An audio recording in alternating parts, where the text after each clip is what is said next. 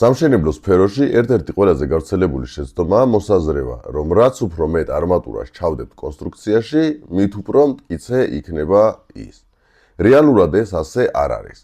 რკინაბეტონის კონსტრუქცია მუშაობს როგორც ერთიანი სისტემა, სადაც ბეტონსა და არმატურას საკუთარი ფუნქციები აქვთ. ბეტონი კარგად აღიქვამს შეკუმშვას, ხოლო არმატურა გაჭიმვას. სწორედ მათი სწორი თანაფარდობა განსაზღვრავს კონსტრუქციის გამძლეობას. თუ პროექტით გათვალისწინებულზე მეტი არმატურა განთავსდება, წარმოიქმნება რამდენიმე მნიშვნელოვანი პრობლემა. პირველი, ბეტონს უჭირს არმატურის ღეროების შორის სრულყოფილი განაწილება. შედეგად შეიძლება გაჩნდეს სიცარიელეები, რაც ამცირებს კონსტრუქციის სიმტკიცეს.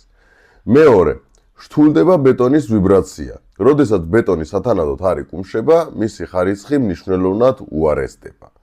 მესამე, ხშირად ირღვევა დამცავი ბეტონის ფენის სისქე.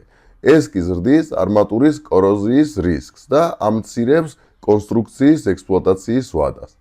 სწორედ ამიტომ პროფესიონალურ ინჟინერიაში მთავარი პრინციპი არაა რაც მეტი, მით უკეთესი, არამედ ზუსტი გაანგარიშება და პროექტის მოთხოვნების დაცვა.